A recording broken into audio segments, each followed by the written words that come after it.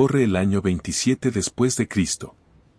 El viento aúlla a través de los acantilados de piedra caliza, abruptos y escarpados de Capri, arrastrando consigo el aroma de la brisa salada y un aura de miedo sofocante y pesada. En lo alto de esta roca aislada, con vistas a la bahía de Nápoles, se alza la Villa Jovis, una fortaleza de mármol blanco que brilla con un resplandor engañoso bajo el sol del Mediterráneo. Para el mundo exterior, esta es la casa de retiro del emperador Tiberio, un héroe de guerra cansado de la política de Roma.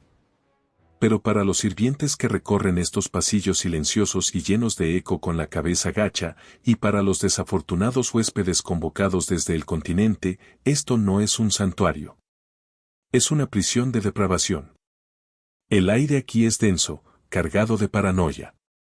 Cada sombra parece ocultar a un espía, se sospecha que cada copa de vino contiene veneno. Tiberio, que alguna vez fue un general estoico, se ha retirado a un mundo donde el poder absoluto se ha corrompido hasta convertirse en locura absoluta. Se para al borde del precipicio, con el rostro devastado por una enfermedad de la piel que oculta al mundo, mirando hacia las turbulentas aguas azules a cientos de metros más abajo. Es aquí, en este aislamiento hermoso y aterrador, donde comienzan los rumores que mancharán los libros de historia durante 2000 años. Susurran sobre las Spintriae, fichas secretas intercambiadas por placeres prohibidos, y sobre los pececillos, un juego tan grotesco que desafía la imaginación del ciudadano común. Esta no es solo la historia de un hombre perdiendo la cabeza, es la historia de lo que sucede cuando a un ser humano se le da el poder de un dios y los apetitos de un monstruo. Esta es la historia oculta de los emperadores romanos. Para entender la oscuridad que descendió sobre el Imperio Romano, debemos mirar más allá de las estatuas de mármol y los triunfos de las legiones. Debemos mirar dentro de las cámaras privadas donde el destino del mundo a menudo se decidía no mediante debates, sino por los caprichos del deseo y la fragilidad del ego humano. Los historiadores romanos Suetonio y Casio Dion escribieron sobre estos momentos con una mezcla de horror y fascinación, haciendo una crónica de un descenso al hedonismo que eventualmente pudriría el imperio desde adentro. Pero incluso ellos, escribiendo en una época de escándalos, a menudo tuvieron que ocultar la verdad con metáforas. La realidad era visceral, sensorial y aterradoramente humana. Regresemos a Capri. El aislamiento de Tiberio no era meramente físico, era psicológico. Se había convencido a sí mismo de que el Senado lo despreciaba, que su familia conspiraba en su contra y que la única verdad residía en la satisfacción de sus impulsos más oscuros. La Villa Jovis fue diseñada como un laberinto de placer y dolor. Los relatos históricos describen los bosques y arboledas que cultivó, no para la meditación, sino para la puesta en escena de cuadros voyeristas y elaborados. Hombres y mujeres jóvenes, disfrazados de faunos y ninfas, estaban dispersos entre el follaje, esperando la mirada errante del emperador. Pero a medida que Tiberio envejecía, sus deseos se volvían más retorcidos. Los relatos más escalofriantes involucran los propios acantilados. Se dice que cuando un amante o un amigo lo aburría, o cuando un sirviente cometía una infracción menor, no eran simplemente despedidos. Eran invitados a dar un paseo por el precipicio escénico. Se daba una señal, un asentimiento, un gesto con la mano, y la guardia pretoriana lanzaba a la víctima al vacío. Abajo, esperando en botes, había marinos instruidos para golpear los cuerpos rotos con los remos para asegurar que la vida se hubiera extinguido por completo. El agua azul y tranquila de Capri se convirtió en una tumba para los secretos del emperador, lavando la evidencia de sus noches de exceso. Pero si Tiberio era el monstruo melancólico de las sombras, su sucesor fue el demonio aullante de la luz del día. En el año 37 después de Cristo, el suspiro de alivio que recorrió Roma tras la muerte de Tiberio duró poco. Calígula, joven, de cabellos dorados y aparentemente cuerdo, ascendió al trono. Pero en cuestión de meses, una fiebre cerebral, o tal vez la pura toxicidad del poder ilimitado, rompió algo frágil dentro de su mente. El palacio en Roma se transformó de una sede de gobierno en un teatro del absurdo. La sobrecarga sensorial de la corte de Calígula era legendaria. Imaginen el olor de incienso exótico ardiendo para enmascarar el olor a sangre, el sonido de actores y músicos actuando las 24 horas del día, creando una cacofonía que hacía imposible dormir. Calígula no solo quería ser emperador, quería ser un dios viviente, y los dioses toman lo que quieren. Su depravación no era privada como la de Tiberio, era un espectáculo. Convirtió el palacio imperial en un burdel funcional para recaudar fondos para el Estado, obligando a las esposas e hijos de senadores de alto rango a trabajar en los cubículos. Imaginen la humillación, el calor denso y sofocante de las habitaciones improvisadas, a los senadores obligados a pujar por los servicios de sus propios pares mientras Calígula observaba, riendo, contando el oro. Esto no era solo lujuria, era el uso del sexo como arma para quebrantar el espíritu de la aristocracia romana. Los despojó de su dignidad tan completamente que nunca pudieron levantarse contra él. Invitaba a hombres prominentes a cenar, sonriendo y sirviendo vino, solo para hacer que arrastraran a sus esposas lejos de la mesa en mitad de la comida. Regresaba más tarde, ruborizado y arrogante, para dar una reseña detallada del desempeño de la mujer a su marido, criticando su cuerpo y su pasión como si estuviera discutiendo un combate de gladiadores. El silencio en ese comedor, el tintineo de los cubiertos contra los platos mientras los hombres miraban su comida, aterrorizados de hablar, aterrorizados de levantar la vista, es el verdadero sonido de su reinado. Sin embargo, incluso la locura de Calígula palidece en comparación con el intrincado horror psicológico de Nerón. Para el año 64 después de Cristo, Roma era un barril de pólvora, y Nerón fue la chispa. Mientras que la cultura popular lo recuerda tocando la lira mientras Roma ardía, la verdad de su vida privada es mucho más perturbadora. Nerón era un hombre obsesionado con la estética del sufrimiento. Veía la realidad como arte, y él era el artista. Tras la muerte de su segunda esposa, Popea Sabina, a quien supuestamente mató a patadas mientras estaba embarazada en un ataque de ira, Nerón cayó en una profunda y melancólica obsesión. Buscó reemplazarla, pero no con otra mujer. Encontró a un joven llamado Esporo, que tenía un parecido sorprendente e inquietante con la emperatriz muerta. Lo que siguió fue una ceremonia que se erige como una de las más extrañas en la historia de la humanidad. En un espectáculo público, entre el aroma de azafrán y los vítores de una multitud confundida, Nerón ordenó la castración de Esporo.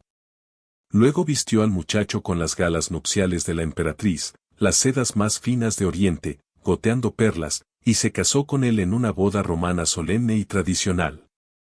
Roma observó en atónito silencio cómo el emperador besaba al muchacho, ahora referido como la emperatriz, y lo exhibía por las calles.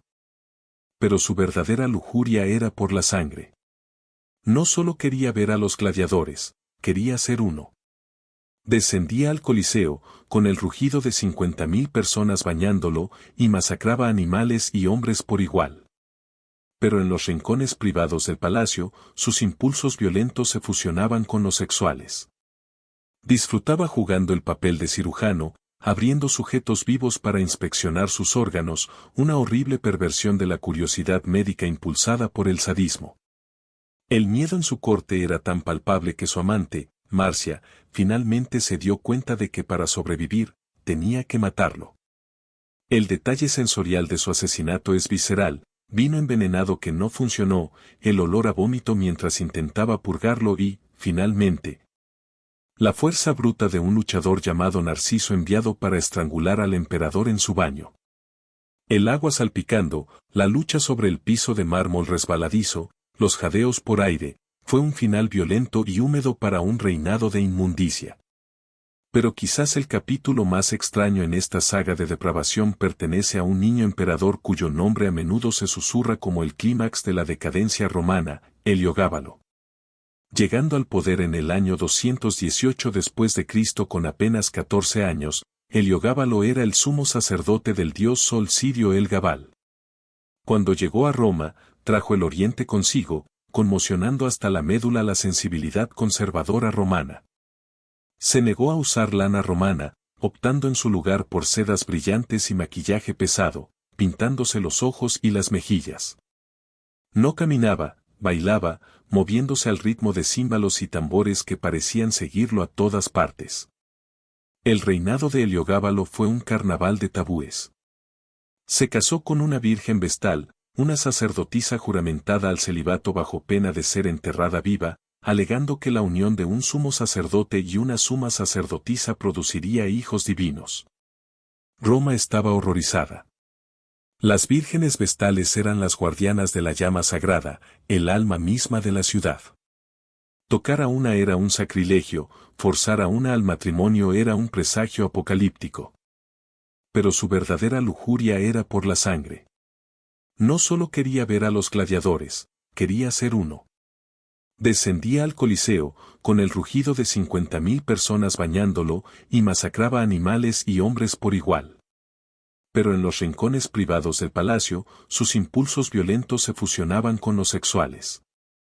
Disfrutaba jugando el papel de cirujano, abriendo sujetos vivos para inspeccionar sus órganos, una horrible perversión de la curiosidad médica impulsada por el sadismo. El miedo en su corte era tan palpable que su amante, Marcia, finalmente se dio cuenta de que para sobrevivir, tenía que matarlo. El detalle sensorial de su asesinato es visceral, vino envenenado que no funcionó, el olor a vómito mientras intentaba purgarlo y, finalmente, la fuerza bruta de un luchador llamado Narciso enviado para estrangular al emperador en su baño. El agua salpicando, la lucha sobre el piso de mármol resbaladizo, los jadeos por aire, fue un final violento y húmedo para un reinado de inmundicia. Pero quizás el capítulo más extraño en esta saga de depravación pertenece a un niño emperador cuyo nombre a menudo se susurra como el clímax de la decadencia romana, Heliogábalo. Llegando al poder en el año 218 después de Cristo con apenas 14 años, Heliogábalo era el sumo sacerdote del dios Sol Sirio El Gabal. Cuando llegó a Roma, trajo el oriente consigo, conmocionando hasta la médula la sensibilidad conservadora romana. Se negó a usar lana romana, optando en su lugar por sedas brillantes y maquillaje pesado, pintándose los ojos y las mejillas. No caminaba, bailaba, moviéndose al ritmo de címbalos y tambores que parecían seguirlo a todas partes. El reinado de Heliogábalo fue un carnaval de tabúes. Se casó con una virgen vestal, una sacerdotisa juramentada al celibato bajo pena de ser enterrada viva, alegando que la unión de un sumo sacerdote y una suma sacerdotisa produciría hijos divinos. Roma estaba horrorizada. Las vírgenes vestales eran las guardianas de la llama sagrada, el alma misma de la ciudad. Tocar a una era un sacrilegio, forzar a una al matrimonio era un presagio apocalíptico. Pero a Heliogábalo no le importaban los presagios romanos. Estaba explorando los límites de su propia identidad de la manera más pública y poderosa posible. Famosamente pidió a los médicos que le realizaran una operación de cambio de sexo, prometiendo la mitad del imperio a cualquiera que pudiera convertirlo en mujer físicamente. Merodeaba por las tabernas y burdeles de Roma por la noche, disfrazado con una peluca, solicitando clientes no por dinero, sino por la emoción de la sumisión, rechazando el poder absoluto del emperador para experimentar la vulnerabilidad de una trabajadora callejera. Sus banquetes eran legendarios por su crueldad disfrazada de capricho. En una historia que suena como un sueño febril, se dice que una vez soltó toneladas de pétalos de violeta y rosa desde un techo reversible durante una cena. Los invitados, inicialmente encantados por las flores en cascada y el perfume abrumador, pronto se dieron cuenta de que los pétalos no se detenían. La acumulación se profundizó, subiendo desde sus tobillos hasta sus cinturas, luego hasta sus cuellos. El deleite se convirtió en pánico a medida que los invitados quedaban atrapados en la suave y fragante avalancha, incapaces de moverse, asfixiándose finalmente bajo el peso de la belleza. Heliogábalo observaba, bebiendo su vino, mirando la lucha de sus amigos muriendo en un mar de flores. Es la metáfora definitiva del declive del Imperio Romano, asfixiado por su propio exceso, ahogándose en el lujo hasta que los pulmones ya no pudieron tomar aliento. Los libros de historia a menudo sanean estas historias, reduciéndolas a notas al pie o referencias vagas a la inmoralidad. Nos cuentan fechas y batallas, leyes y linajes. Pero dejan fuera el sudor, el miedo, el olor de las lámparas de aceite y la textura de la seda que oculta la daga. Dejan fuera el costo psicológico de una sociedad donde la pesadilla de un hombre es la realidad de todos los demás. La depravación de los emperadores romanos no se trataba solo de sexo, se trataba de la naturaleza corrosiva del poder. Se trataba del intento desesperado y frenético de sentir algo real en un mundo donde cada capricho se concedía al instante. Cuando puedes tener cualquier cosa, eventualmente quieres las cosas que no deberías tener. Quieres lo prohibido, lo doloroso, lo grotesco. Desde los acantilados solitarios de Capri donde Tiberio arrojaba a sus víctimas al mar, hasta los salones dorados de Nerón donde un muchacho castrado interpretaba el papel de una emperatriz muerta. Hasta los banquetes de flores asfixiantes de Heliogábalo, el hilo es el mismo. Es la historia de la humanidad desatada, sin consecuencias, sin límites y sin alma. Estos emperadores no eran solo gobernantes, eran advertencias. Nos mostraron que la civilización es un barniz fino, y bajo las columnas de mármol y la filosofía elevada, la bestia siempre está esperando ser alimentada. Y mientras el sol se ponía sobre el Imperio Romano, fue esta podredumbre interna, esta rendición a los instintos más bajos, lo que ahuecó los cimientos mucho antes de que los bárbaros finalmente derribaran las puertas. Los ecos de sus gritos, su risa y su locura aún persisten en las ruinas, un oscuro susurro del pasado recordándonos que el mayor peligro para cualquier imperio es la oscuridad dentro de su propio corazón. El silencio que sigue es pesado, lleno de los fantasmas de los pececillos, las antorchas humanas y los invitados asfixiados, esperando ser recordados no por la gloria de Roma, sino por su vergüenza.